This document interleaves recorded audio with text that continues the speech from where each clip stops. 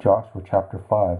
When all the kings of the Amorites who were beyond the Jordan westward, and all the kings of the Canaanites who were by the sea, heard how Yahweh had dried up the waters of the Jordan from before the children of Israel, until we had crossed over, their heart melted, and there was no more spirit in them, because of the children of Israel. At that time Yahweh said to Joshua, Make flint knives, and circumcise again the sons of Israel the second time. Joshua made himself flint knives, and circumcised the sons of Israel at the hill of the foreskins.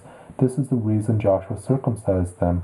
All the people who came out of Egypt, who were males, even all the men of war, died in the wilderness along the way, after they came out of Egypt. For all the people who came out were circumcised, but all the people who were born in the wilderness along the way as they came out of Egypt had not been circumcised.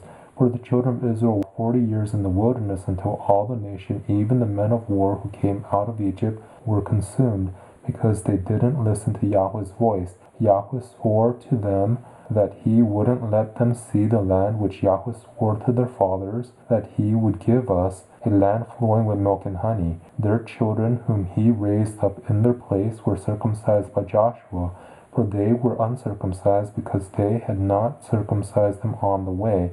When they were done circumcising the whole nation, they stayed in their places in the camp until they were healed. Yahweh said to Joshua, Today I have rolled away the reproach of Egypt off of you. Therefore the name of that place was called Gilgal to this day. The children of Israel encamped in Gilgal. They kept the Passover on the 14th day of the month at evening in the plains of Jericho. They ate unleavened cakes and parched grain of the produce of the land on the next day after the Passover, and the same day. The manna ceased on the next day after they had eaten of the produce of the land.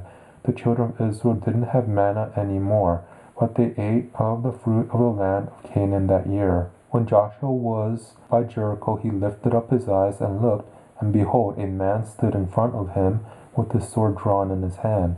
Joshua went to him and said to him, Are you for us or for our enemies?